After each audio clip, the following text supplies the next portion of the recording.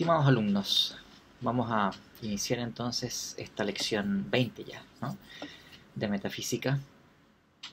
Eh, Parto por recordarles que este jueves es la entrega del segundo ensayo.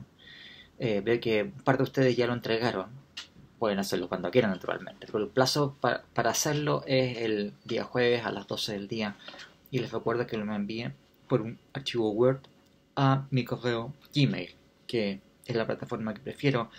En los otros casos no es que no me llegue, pero podría haber problemas, ustedes podrían no tener claro si me llegó o no, entonces prefiero que sea eso para evitar complicaciones, ¿ok? Vamos a continuar entonces con la consideración de las cuestiones que estábamos tratando en las lecciones anteriores. Ustedes recordarán que lo que estábamos considerando en la última lección tiene que ver con distintas formas de actualismo.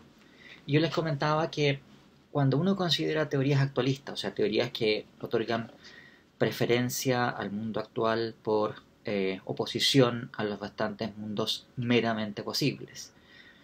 Nunca se olviden que el mundo actual, si fuese un mundo, no tiene que ser uno de los mundos posibles, sino sería imposible, naturalmente. Bueno, cuando uno tiene ese tipo de concepciones, uno puede agrupar esas concepciones en tres grandes familias. Un tipo de familia son teorías que podemos llamar teorías lingüísticas de la modalidad, en donde los mundos posibles son entendidos como novelas máximas o algo así. Otro tipo de teorías son teorías combinatorias, en donde uno va a concebir los mundos posibles como, representaciones de lo que podría ser mediante estructuras básicamente que son conjuntistas. Después les voy a contar cuando veamos esto que si uno va al detalle, bien, los autores ocupan distintos recursos, pero esto que les digo es más o menos generalizado. Son estructuras conjuntistas que representan cómo se podrían ser las cosas partiendo de, por ejemplo, propiedades universales y objetos particulares realmente, o sea, actualmente existentes. Y en tercer lugar tenemos teorías modales que están basadas o fundadas en propiedades universales, que conciben los mundos posibles como un tipo específico de universales. Bueno, esas tres tipos de teorías son las que constituyen el grueso de las concepciones. Nuevamente, si uno va al detalle, nos vamos a encontrar con que hay algunos autores que tienen concepciones en donde uno puede discutir a qué punto los tenemos que agregar, digamos, si tenemos que colocarlos en uno o en otro. Hay teorías que, aunque nominalmente están inscritas en una de estas alternativas, cuando uno examina con detalles, como que se comienzan a pasar a la otra. En fin, pero esas cuestiones no son realmente importantes para lo que nos interesa a nosotros discutir aquí. Lo que estábamos tratando la última lección tiene que ver con una de estas familias, que son las teorías modales lingüísticas. Esto es, teorías en donde los mundos posibles son algo que viene constituido o dado por conjuntos de oraciones en un lenguaje. Si uno piensa en un lenguaje como el español, pero lo que digo para el español valdría de la misma manera si hablamos del alemán, o del griego, o del latín, o del inglés, o del swahili, cualquier lenguaje natural. Son lenguajes que constan de un repertorio finito de palabras o términos, lo que podríamos determinar el vocabulario de ese lenguaje, donde ustedes van a tener, qué sé yo, sustantivos, verbos, en fin, distintos tipos de recursos expresivos. Y nombres, además, nombres propios que designan cosas. Y ustedes tienen junto con ese repertorio de palabras en un lenguaje, un repertorio de reglas sintácticas que permiten construir oraciones con significado. Entonces, ustedes pueden concatenar distintos tipos de palabras en español, por ejemplo, pero no todas ellas van a constituir una oración con significado. Si yo digo, no sé, 4 ayer, eso en principio no significa nada, y no estoy formando una oración, ¿no? Si digo 4, 4, 4, tampoco es ninguna oración con significado, no está anunciando nada, nada que pueda ser evaluado en cuanto a si es verdadero o falso. En cambio, si digo ayer fue lunes, esa oración sí constituye una oración con significado y puede ser evaluada en relación a su valor de verdad. Bueno, Ustedes pueden tomar entonces, pensando en que tengamos un lenguaje natural, que dado ese repertorio de palabras en ese lenguaje y el repertorio de reglas sintácticas de formación, ustedes pueden construir infinitas oraciones. No es que esto tenga que ser así, o sea, de hecho podría uno inventar un lenguaje teórico, naturalmente, que fuese mucho más parco, en donde ustedes no pueden construir infinitas oraciones. Pero dado como están los lenguajes naturales, cualquier lenguaje natural, en virtud de sus reglas sintácticas de formación de oraciones con significado, ustedes a partir de un repertorio finito de palabras pueden construir infinitas oraciones. Entonces, la idea central del defensor de una concepción lingüística de la modalidad es explotar esta característica que tienen los lenguajes para identificar los mundos posibles con un tipo de estructura que se puede hacer en base a estos conjuntos de oraciones. Esto es, vamos a considerar que cada uno de los mundos posibles se va a identificar con un relato o novela que va a ser máximamente expresiva de acuerdo a las capacidades que entrega ese lenguaje. Ustedes piensan un lenguaje en donde ustedes pueden formar infinitas oraciones, tiene, por tanto, ciertas cosas que hay un conjunto de capacidades expresivas en ese lenguaje. Hay cosas que pueden ser enunciadas en ese lenguaje de acuerdo a las expresiones que ese lenguaje posea y de acuerdo a esas reglas de formación. Entonces, la idea es explotar máximamente esas capacidades expresivas. De manera que cada uno de esos mundos posibles es un mundo posible que, como les digo, está diciendo sobre el mundo, ya sea de manera positiva o negativa, todo lo que puede ser dicho acerca del mundo de acuerdo a esos recursos expresivos en ese lenguaje.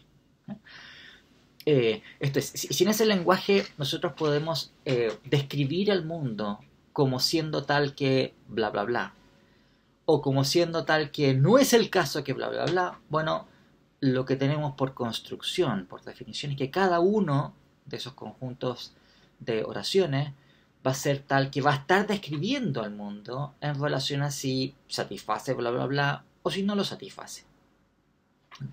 Bueno, o sea, la idea es que, y esta es la expresión técnica que ustedes encuentran en lógica. Esto es una cosa que se ha utilizado hace mucho tiempo, que es hablar de conjuntos máximamente consistentes de oraciones en un lenguaje. ¿Por qué son máximamente consistentes? Bueno, uno, porque son consistentes, ¿de acuerdo? O sea, no contienen contradicción, no contienen, en ninguno de esos conjuntos hay alguna oración, P, qué sé yo, bien, tal que el conjunto contiene P y al mismo tiempo no P. Pero, por otra parte, son conjuntos máximos o conjuntos completos en el sentido de que por cada oración con significado que puede ser formulada en el lenguaje, cada uno de esos conjuntos o bien va a contener la oración, o sea, una oración o cualquiera, o bien va a contener la negación de esa oración.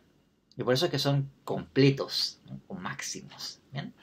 Entonces, vamos a identificar cada uno de los mundos posibles con un conjunto máximamente consistente de las oraciones en este lenguaje dado. Como son además infinitas oraciones, ustedes van a tomar que cada uno de esos conjuntos va a tener un conjunto infinito de elementos, ¿no? Por tanto es una descripción infinitamente detallada de la realidad. Dos de esos conjuntos van a tener que diferir, o sea, si son realmente dos conjuntos distintos, es porque existe a lo menos una oración que es contenida positivamente en uno de los conjuntos y negativamente en el otro. ¿De acuerdo? O sea, hay por lo menos algún respecto en donde si un conjunto de oraciones fuese verdadero, quiero decir, cuando el conjunto verdadero es que cada una de las oraciones, todas y cada una de las oraciones que componen el conjunto fuesen verdaderas, si las cosas fuesen tal como lo describen ese conjunto de oraciones, habría por lo menos un respecto en que las cosas serían distintas a como vienen descritas en el segundo conjunto, debido a que hay una diferencia en el valor de verdad que se asigna a esta proposición, por lo menos hasta oración, porque en un caso se contiene la oración y en otro se contiene la negación de la oración. Entonces, como ustedes pueden ver, se captura aquí algo de la idea esto de que, en fin, la totalidad del mundo es posible, es la totalidad del espacio de las posibilidades, y en relación a las capacidades expresivas que tiene el lenguaje que nosotros estemos usando como base, cada uno de estos conjuntos va a estar satisfaciendo esa, llamémoslo así, plenitud modal, porque está explotando todas las posibles formas en que podrían ser las cosas de acuerdo a lo que puede ser descrito en ese lenguaje. ¿Bien?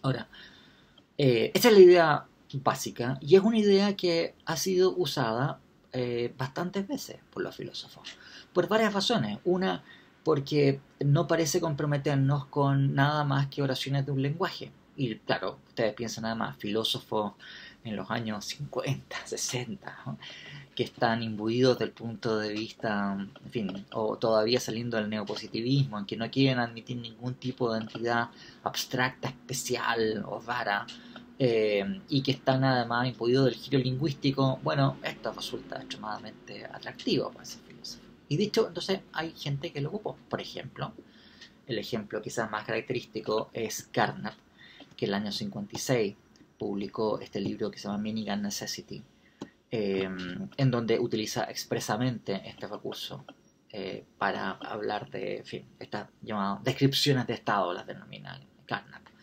Pero son mundos posibles, ¿no? Y son, como digo, no es que el conjunto de oraciones está describiendo un mundo posible. No, el mundo posible es el conjunto de oraciones. Por tanto, si ustedes quieren, tenemos infinitos conjuntos de oraciones diferentes. Cada uno de ellos van a diferir a lo menos en poseer positivo o negativamente una oración. Y exactamente uno de ellos es verdadero, porque todas y cada una de sus oraciones son verdaderas, que es el mundo actual. Pero tiene que ser uno, exactamente uno, y no más de uno de estos conjuntos máximamente consistentes de oraciones el que debe resultar verdadero. Bien, entonces, es una posición que resulta por una parte atractiva, pero por otra parte tiene problemas súper importantes, ¿no? Y el problema más grave que tiene esta concepción de la modalidad es que nuestros lenguajes naturales, quiero decir, eso vale para el español, pero vale para cualquiera de estos que hemos mencionado. O sea, es más, si nosotros inventáramos un lenguaje artificial, probablemente si va a ser realmente un lenguaje que va a servir para propósitos de comunicación, vamos a tener el mismo problema, aunque lo hayamos inventado ex proceso, como sucedió, como ustedes saben, con el Esperanto, ¿no? Unos señores que en un momento se les ocurrió que deberíamos tener un lenguaje que fuese más simple que los restantes y que nos permitiese más fácilmente la comunicación entre las distintas culturas, así que inventaron este lenguaje, que no habla nadie, naturalmente. Bueno, lo que sea. Pero los lenguajes son artefactos culturales, quiero decir, son entidades históricas, entidades que tienen una historia, una evolución, que están cambiando permanentemente. Eh, o sea, si no fuese así, nosotros estaríamos hablando latín ahora, ¿verdad? O sea, en fin, no hablamos latín, hablamos español. No nos entendemos con latín, aunque sabemos que el español derivó del latín, como lo hizo el francés, como lo hizo el rumano, como lo hizo el italiano y el portugués, y etcétera, ¿no? Y quizá, no sé, en 300 años más, el español va a evolucionar en las distintas partes donde se habla, y entonces, no sé, aquí nosotros vamos a hablar chileno, entonces vamos a hablar, y no somos capaces de entender, nos llega un tipo de México, pues, ¿qué están hablando estos, qué sé yo, estos cuates y nosotros, y no nos podemos entender? Ahora, ustedes saben, eso es lo que pasó originalmente, cuando teníamos un tipo que estaba en Italia, por ejemplo, y que italiano probablemente el lenguaje que es más cercano al latín, y alguien en España. Bueno, llegó un punto en donde ya como que no se entendían, o con un francés, ¿bien? Okay. Porque son entidades históricas que van evolucionando. el conjunto de palabras que contiene cada uno de estos lenguajes también va evolucionando. Hay palabras que dejan de usarse y hay otras palabras que comienzan a usarse, que antes no existían. Y esto es especialmente notorio cuando uno considera, por ejemplo, lo que sucede con los recursos conceptuales y lingüísticos que deben introducirse, por ejemplo, cuando se introduce una nueva teoría científica. Yo creo que les di ya el ejemplo que es muy característico de qué es lo que sucede, por ejemplo, en el siglo XX cuando aparece la mecánica cuántica, ¿no? Y cosa que después, con el desarrollo de la llamada modelo estándar de física particular, ha ido evolucionando también. Digamos, ustedes saben, por ejemplo, que, qué sé yo, hay una teoría, por ejemplo, que trata sobre las interacciones de los quarks entre sí para constituir protones y neutrones en los núcleos de los átomos, que se llama la cromodinámica, porque, en fin, los quarks tienen unas propiedades que las llaman colores, ¿bien? Pero no son colores, naturalmente, es ponerle un nombre, ¿sabes?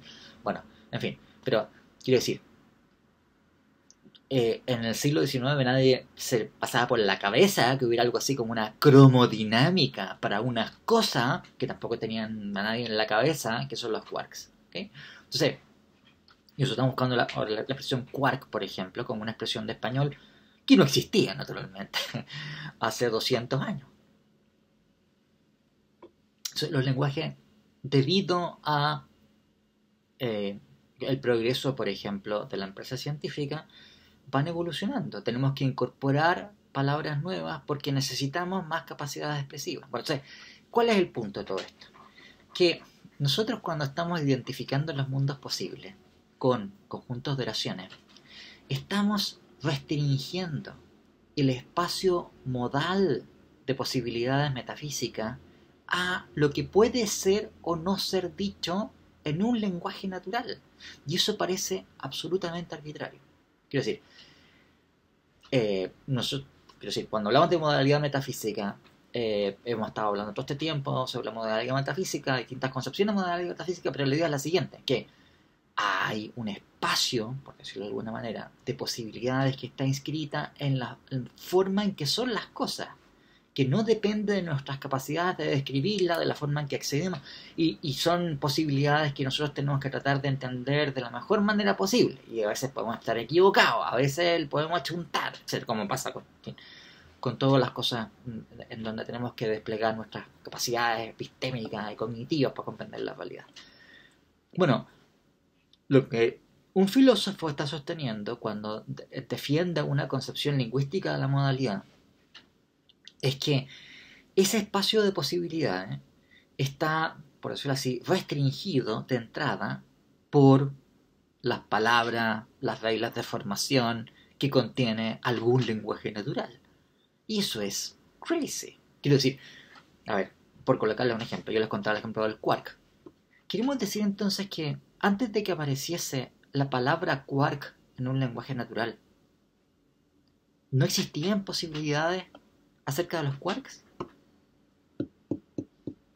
Que antes que existiese la palabra spin, que designa un tipo de propiedad que tienen las partículas subatómicas, ¿no habían posibilidades para las partículas subatómicas respecto de qué spin es el que van a tener?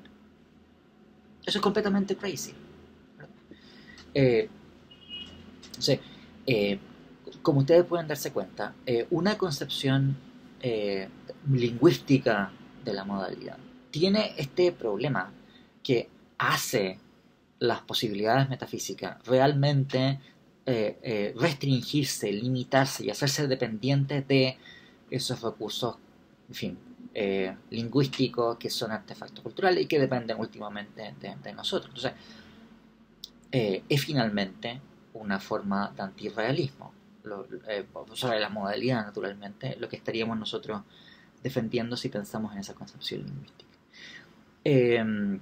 Ni qué tengo que decirle que David Lewis, ya en el año 73, cuando publicó el libro Counterfactuals, rápidamente hizo ver todos estos temas, diciendo, bueno, los actualistas, en fin, que asumen que los mundos posibles son simplemente proposiciones abstractas, cuando comienzan a hablar de qué es lo que son, por ejemplo, dice que son conjuntos de oraciones. No pueden ser conjuntos de oraciones. Es ridículo pensar que fuesen conjuntos de oraciones por estos motivos que les estoy dando.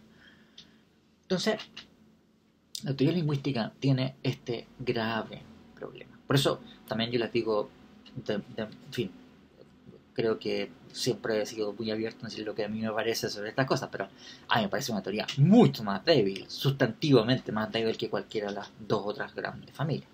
Por estos motivos que les estoy diciendo.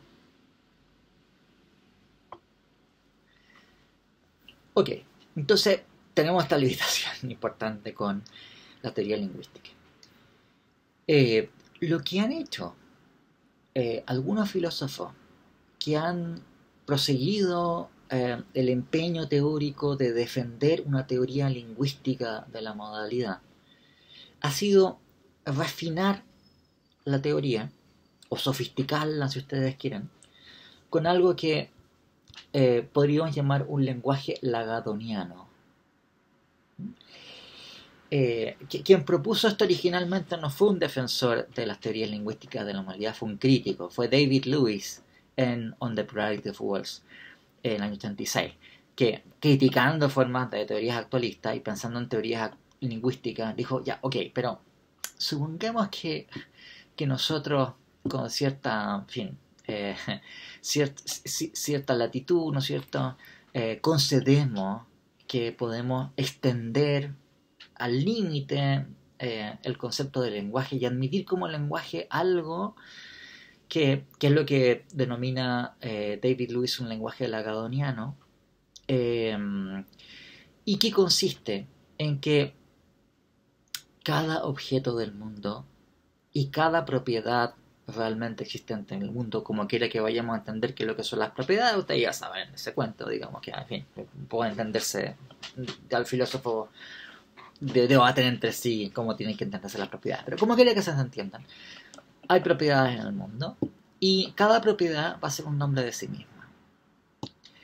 La expresión lagadoniano viene porque en los viajes de Gulliver, esta famosa novela, se cuenta, así como cuentan, qué sé yo, ¿no? Que llegó a un país donde habían puros enanitos, otro país que son gigantes, entonces también llegó a un país donde la gente utiliza en fin, utiliza un lenguaje en donde cada cosa es un nombre de sí misma, ¿ya? Entonces, es un lenguaje lagadoniano, digamos así, si vamos a conceder una cosa así, que hay un lenguaje lagadoniano, es un lenguaje que tiene capacidades de expresión sin ninguna limitación. ¿Por qué? Porque cada cosa es un nombre de sí misma. Entonces, por ejemplo, uno puede decir, viejo, antes del surgimiento de la mecánica cuántica no había ningún lenguaje natural que tuviera una expresión para designar a un quark, ni las propiedades de los quarks. ¿Okay?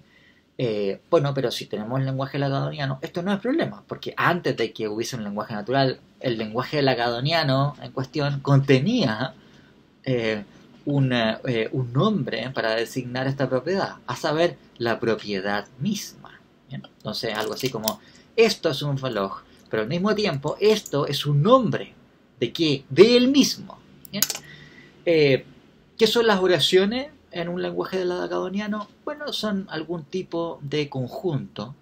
Como ustedes saben, los conjuntos existen por obra y gracia de los axiomas de teoría de conjunto, que me dice que si tengo dos cosas cualesquiera, tengo automáticamente el conjunto constituido por esas dos cosas. Que si tengo una cosa, tengo automáticamente constituido el conjunto cuyo único elemento es esa misma cosa. Y así, ¿de acuerdo? Dado teoría de conjunto, ustedes tienen conjuntos para todo tipo de combinaciones de objetos que, en fin, que puedan darse.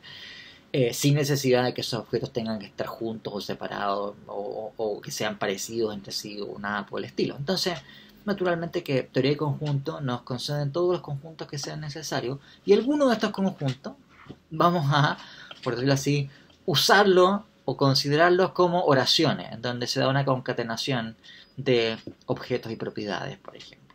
Entonces, si tengo el reloj y tengo la propiedad de tener, no sé, qué sé yo, 300 gramos de masa, por decir algo, entonces el conjunto cuyos elementos son la propiedad de tener 300 gramos de masa y el reloj, es la oración de que el reloj tiene 300 gramos de masa.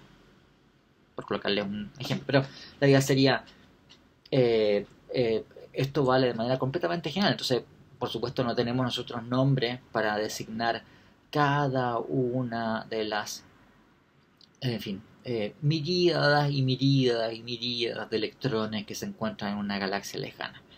Pero no importa, porque en el lenguaje natural no tengamos otros nombres para designar esas miríadas de miríadas de miríadas de electrones.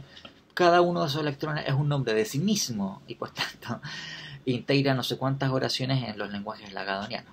Entonces, la idea propuesta por, insisto, esto fue propuesto por Lewis, que no quería defender las teorías lingüísticas, quería criticar las teorías lingüísticas, pero la idea de Lewis es que la crítica que él va a proponer las teorías lingüísticas es, aún suponiendo que las teorías lingüísticas fuesen fortalecidas de esta manera, que es bastante exorbitante, de pensar que son conjuntos de oraciones de un lenguaje, pero el lenguaje es un lenguaje lagadoniano. ¿Bien? Entonces, eso automáticamente tiene la virtud de que deja fuera los problemas de arbitrariedad que yo le estaba indicando hace un momento atrás. Y lo curioso del caso es que filósofos con posterioridad a Lewis, que han defendido las teorías lingüísticas, han seguido usando esta idea de los lenguajes lagadonianos. Entonces, si ustedes ven a los filósofos que son, en fin, defensores de ese punto de vista, por ejemplo, Joseph Melia, Theodor Sider, un tipo que se llama Tony Roy, okay. Todos ellos lo que hacen es que ocupan lenguajes lacanianos, ¿no? Entonces la idea quedó para estos tipos. Ahora, yo también, lo quiero decir, la idea de un lenguaje lacaniano a mí me parece, en fin, que es un abuso del término, del concepto de lenguaje. Un lenguaje se supone que es algo que nos tiene que cumplir ciertas finalidades de comunicación. Yo no veo que un lenguaje lacaniano sea atendible por nadie, ni siquiera un ángel, ni pueda cumplir realmente esas funciones de comunicación. No veo que realmente sea aceptable como un lenguaje, pero es una cuestión que por el momento podemos dejar ahí. No es necesario que, en fin, nos fijemos en ese tema, pero quiero insistir en que es una extensión de qué es lo que sea un lenguaje a un límite súper extremo, ¿no? Ahora, esta crítica está formulada por Lewis, como digo, en On the Plurality of Worlds, es que aún suponiendo un lenguaje lagadoniano, una teoría modal lingüística con los recursos de un lenguaje lagadoniano sería inadecuada para representar lo que intuitivamente nos parece que incluye el espacio de modalidades metafísicas. Esto es, aún suponiendo que el lenguaje lagadoniano tiene recursos expresivos para designar cualquier objeto existente, actualmente existente, y cualquier propiedad actualmente existente, ese lenguaje lagadoniano no va a ser adecuado para representar todo aquello que intuitivamente es metafísicamente posible. Entonces, bueno, aquí tenemos que hacer intervenir nosotros ciertas intuiciones. ¿Cuáles son esas intuiciones modales? Intuiciones acerca de lo que sería metafísicamente posible y lo que no sería metafísicamente posible, etc. El tipo de problema en cuestión, que serían el problema crucial de una teoría lingüística lagadoniana. Vamos a ver que este problema es importante que lo entiendan porque vamos a encontrarnos con que este es el gran problema que tienen las teorías actualistas en general. O sea, vamos a encontrarnos con el problema si nos encontramos con las teorías combinatorias y con las teorías modales basadas en universales. Entonces voy a explicar esto aquí, pero esto que le estoy explicando aquí es algo que tiene un valor general. La cuestión es la siguiente. Desde hace bastante tiempo es que se ha estado discutiendo en metafísica el tema acerca de la posibilidad de objetos indiscernibles entre sí. Ustedes recordarán que en algún momento yo les comenté que había un principio que satisface la identidad, que es el principio de la indiscernibilidad de los idénticos. Esto es un principio de acuerdo al cual si dos cosas son idénticas, o sea, son la misma cosa, entonces toda propiedad que sea poseída por una de esas cosas debe ser también poseída por la otra, lo cual parece súper razonable, ¿no es cierto? O sea, tan razonable es que esto es uno de los axiomas con los cuales se introduce la identidad en un cálculo de predicados de primer orden. Lógica. ¿Qué es lo que es el principio que yo estaba mencionando? Bueno, el principio es un principio que es como bastante parecido al anterior, pero que no es idéntico al anterior y debe ser cuidadosamente diferenciado del anterior. Es el principio de indiscernibilidad de los idénticos. Perdón, de identidad de los indiscernibles. La idea es la siguiente, que si tenemos dos objetos que son indiscernibles entre sí, porque poseen exactamente las mismas propiedades, entonces son el mismo objeto. O en otras palabras, la idea es la siguiente, que si tenemos dos objetos que son auténticamente diferentes entre sí, debe haber alguna propiedad que diferencie a un objeto respecto del otro. Tanto el primer principio, el principio de la indiscernibilidad de los idénticos, como el de la identidad de los indiscernibles, son principios que fueron formulados por Leibniz. Leibniz defendía los dos principios, sostenía tanto que cosas que son idénticas tienen las mismas propiedades, como también sostenía que cosas que tienen las mismas propiedades son idénticas. ¿Sí?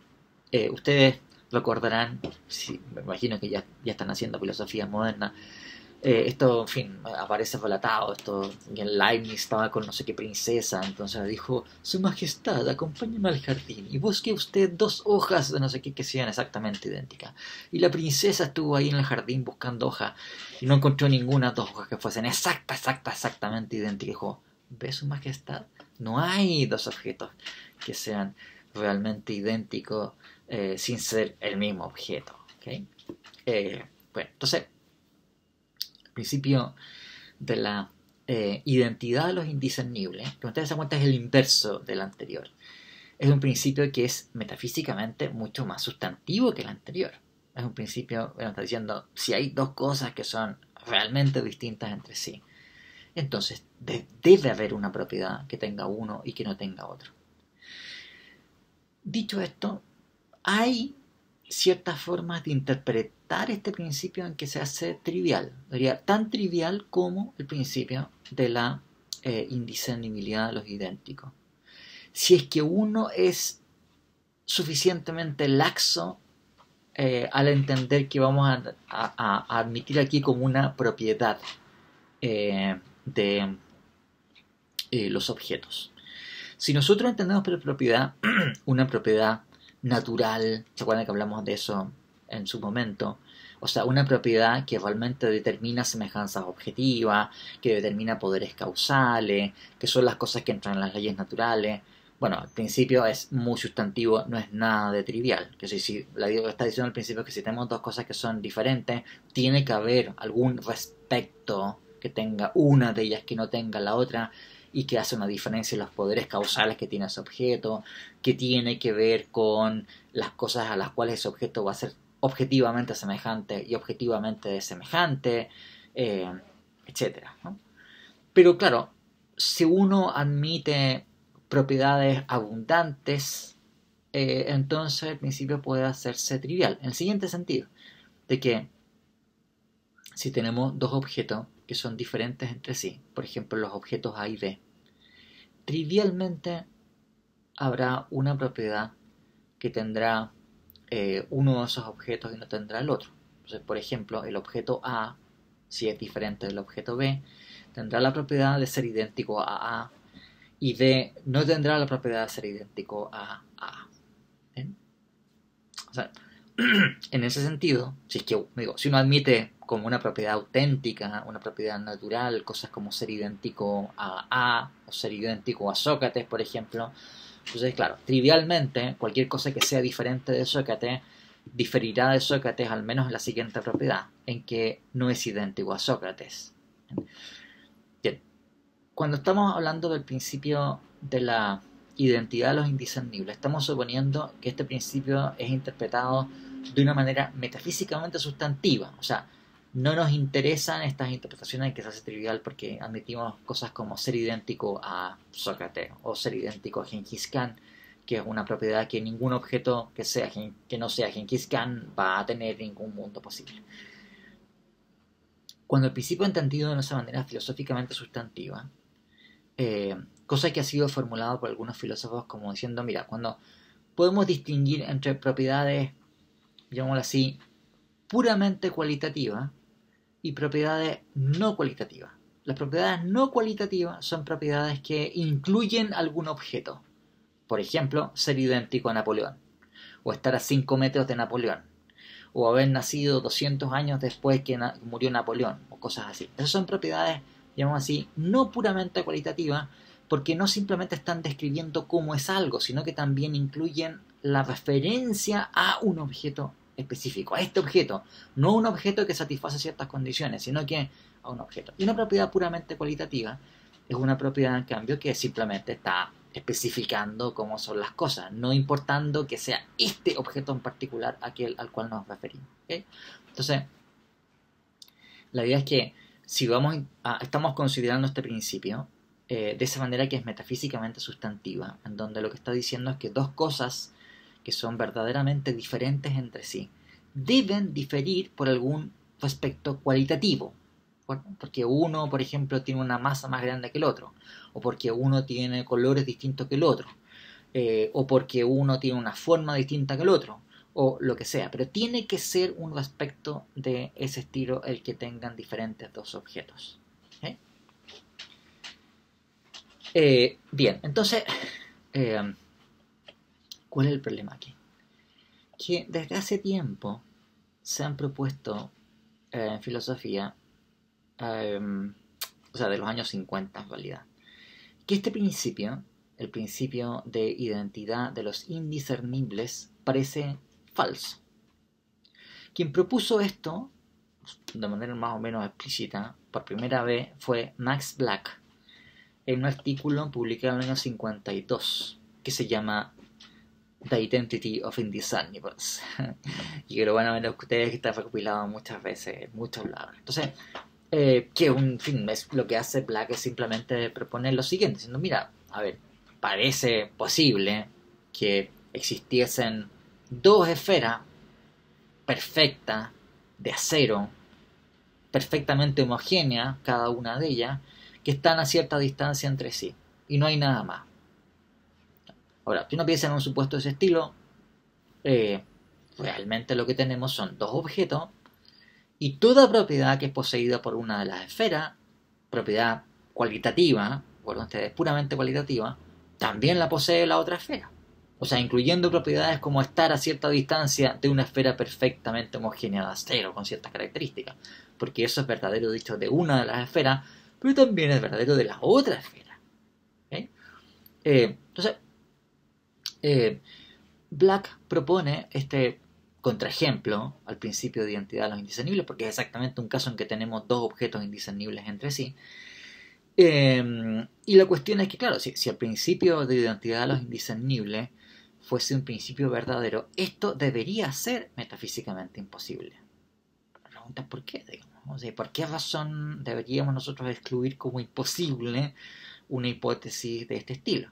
Noten ustedes también que el ejemplo de Black se puede sofisticar al infinito. O sea, así como yo puedo tener dos esferas perfectas, yo puedo tener, no sé, dos gatos, digamos, ¿no?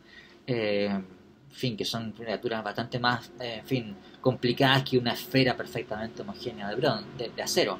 Puedo tener dos gatos, digamos, no jaspeados, y nada más a cierta distancia entre sí, y voy a tener lo mismo. O podría yo tener, qué sé yo, un caso en donde supongamos que tengo un mundo posible en donde hay dos regiones desconectadas entre sí en este mundo, y en cada una de esas regiones se produce un curso de acontecimiento que es igualito, igualito, igualito a el curso de acontecimientos en el mundo actual. Entonces, qué sé yo, como digo, tengo un mundo posible y hay dos regiones desconectadas entre sí.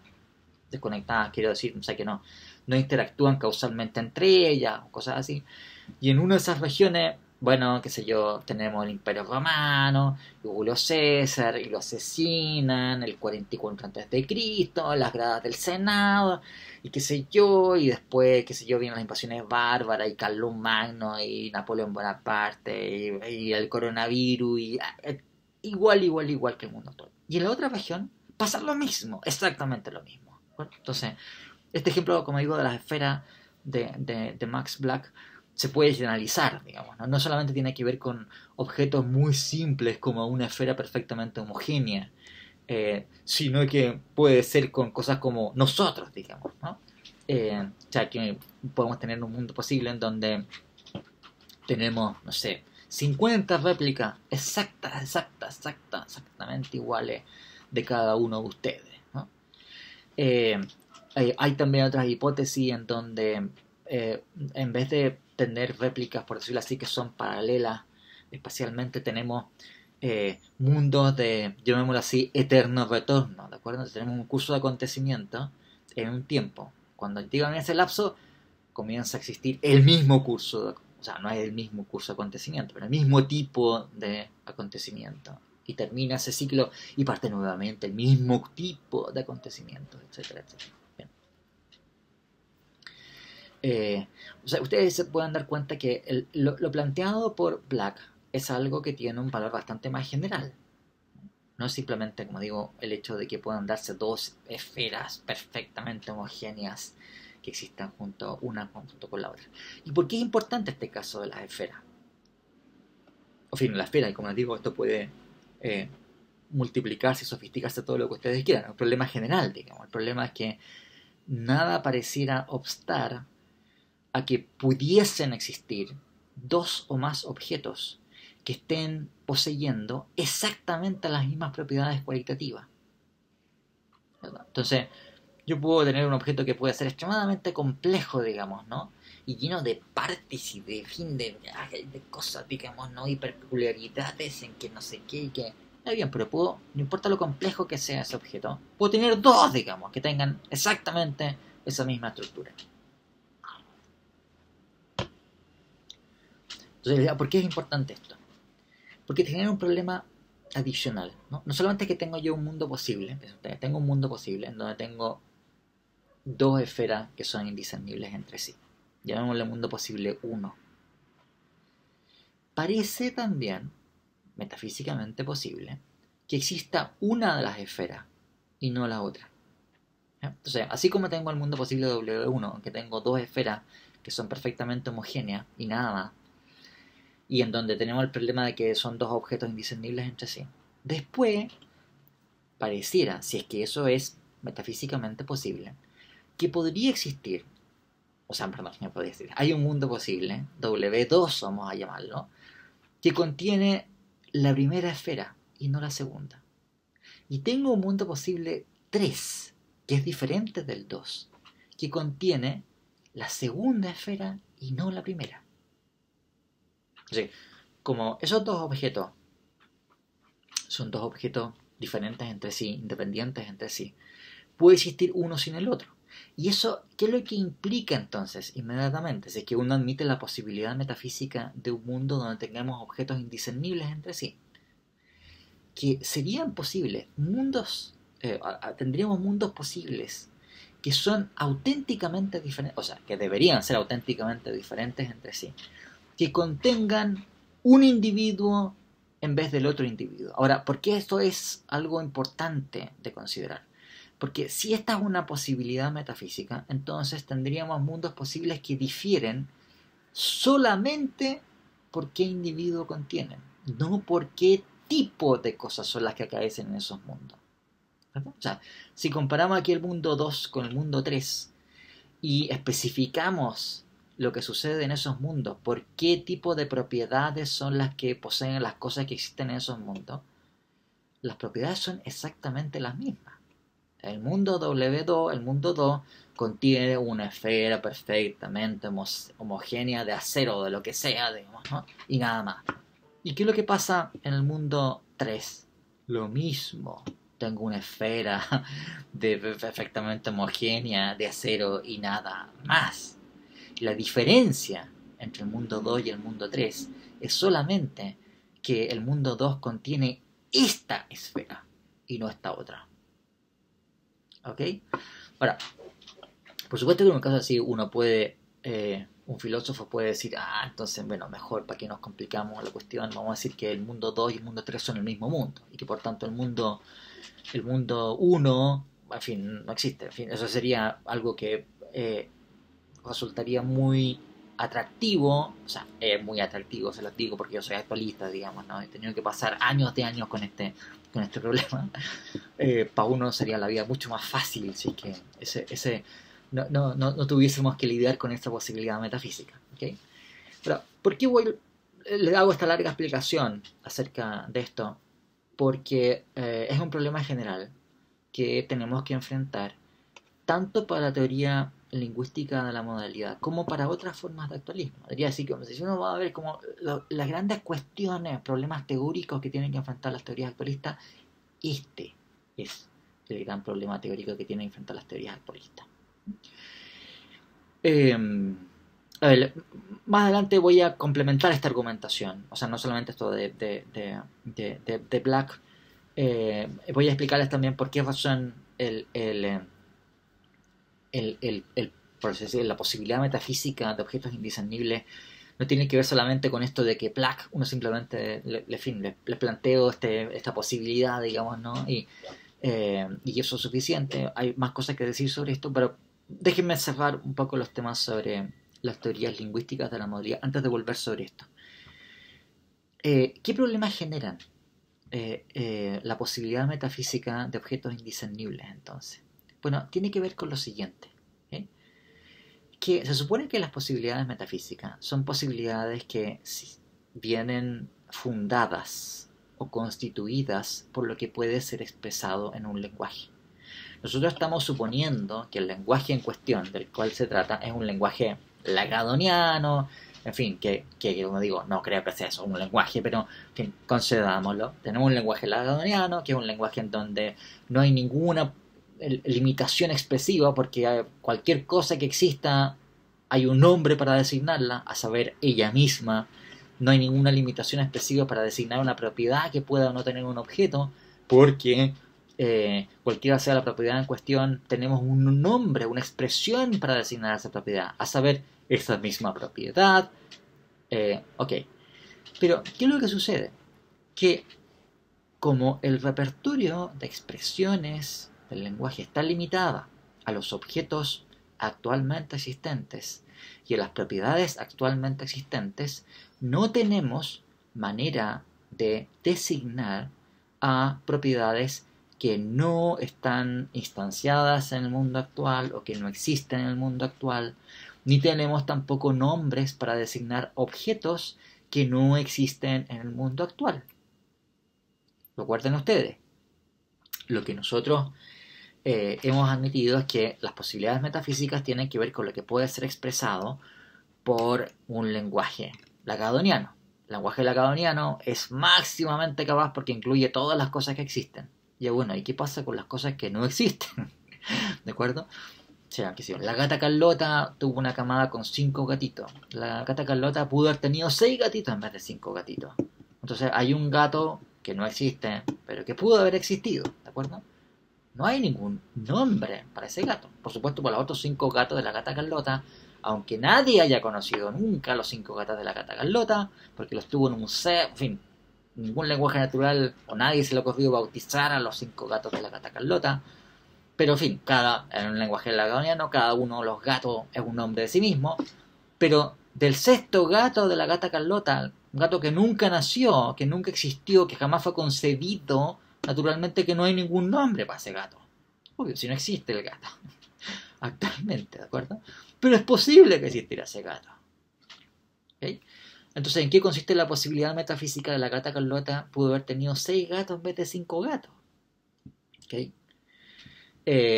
Bueno, a ver, uno podría sostener, en este caso, que de todas maneras las posibilidades que involucran objetos que no existen actualmente podrían venir descritas en un lenguaje, el lagadoniano o de otro tipo. Quiero decir lo siguiente, por ejemplo, naturalmente que nosotros no tenemos ningún nombre para designar el sexto gato, la gata Carlota, pero nosotros sí tenemos expresiones para designar gato, 6, etcétera. Entonces podemos decir algo así como, mira, usando recursos expresivos que sí tenemos para designar la propiedad de ser gato, como quiera que sea esa propiedad, podemos decir, mira, podría haber un sexto gato que no existe actualmente. Eh, y esta posibilidad podría venir dada los recursos expresivos del lenguaje lagadoniano, o incluso en este caso cualquier lenguaje natural, en la medida en que podamos expresar cuál sería la características de esa posibilidad porque podemos describirla. ¿Sí? Si cualquier objeto que no existe actualmente es un objeto que, aunque no tenemos un nombre propio para designarlo, es un objeto que nosotros podemos describir de alguna manera. Y sus posibilidades metafísicas son las posibilidades que pueden venir dadas por esa descripción. Recuerden ustedes, bueno, en fin, no es una cosa que tengan que saber, pero si ustedes han mirado un poquito más el libro Naming and Necessity de Kripke, ustedes verán que Kripke sostiene que los nombres propios son designadores rígidos. O sea, no es una descripción, sino que un nombre propio es una expresión que hace referencia directamente a un objeto y cuyo, por ese significado, es el objeto que está al cual se está haciendo referencia con el nombre. El problema que viene aquí es el siguiente, que si ustedes se fijan, cuando tenemos nosotros el caso de las esferas, la posibilidad metafísica de las esferas, todo lo que uno pueda describir de una de las esferas es lo mismo que uno va a describir de la otra esfera. ¿Acuerdo? Entonces, claro, si uno supone que tenemos recursos expresivos que están limitados a las propiedades que existen actualmente y a los objetos que existen actualmente, no tendríamos cómo describir nosotros la posibilidad metafísica de el mundo W2 y el mundo W3. Recuerden ustedes que son dos mundos posibles que son diferentes entre sí porque contienen distintos individuos, aunque las propiedades que están ahí instanciadas y por tanto lo que uno pueda describir de manera general acerca de lo que pasa en esos mundos va a ser exactamente lo mismo. En otras palabras, si uno supone que la modalidad metafísica, el espacio de posibilidades metafísicas, está constituido, fundado en un lenguaje lagadoniano, entonces no deberían ser metafísicamente posibles situaciones como las que aparecen en el mundo 2 y el mundo 3. Lo que se sigue de que tengamos dos objetos indiscernibles entre sí. ¿Sí? Entonces, insisto, aunque uno suponga que las capacidades expresivas del lenguaje están aumentadas a este límite exorbitante que es el que corresponde a un lenguaje lagadoniano, todavía no sería posible describir dos posibilidades auténticamente diferentes entre sí, pero cuya única diferencia, lo único que hace que sean dos posibilidades diferentes en vez de una única posibilidad, es que el individuo que aparece ahí es diferente. Claro, si uno tuviera un nombre propio para designar ese individuo, que si yo tengo las dos esferas y tengo un nombre propio para una esfera y un nombre propio para el otro, uno podría decir, bueno, en fin, es súper fácil decir, en el mundo posible W2 está la esfera, no sé, Juanita, y en el otro está la esfera de Luchita, así que vamos a colocar esos nombres. Pero no tenemos esos nombres. Y en un lenguaje lagadoniano cada objeto es nombre de sí mismo. Pero esas esferas no existen. No tenemos nombre para ellas, naturalmente. Entonces, por supuesto que la única manera en que podrían ser descritas la posibilidad metafísica de esas dos esferas es porque podemos describirlas, no porque podemos nombrarlas mediante un nombre propio. Ya, a ver, vamos a quedar aquí La siguiente lección vamos a continuar con estos temas de objetos indiscernibles y les voy a explicar otras razones suplementarias para por qué hay que tomarse en serio esa posibilidad metafísica, aunque le insisto, para los actualistas la vida sería tanto más sencilla si no fuese metafísicamente posible eso, pero como es como la cosa, ¿no? Bueno, y vamos a ver otras concepciones modales también y cómo tienen que enfrentar ese problema, ¿no? La teoría combinatoria, la familia de teorías combinatorias y las teorías modales basadas en universales. Entonces, vamos a quedar en este punto y bueno, y espero que sus ensayos queden muy bien.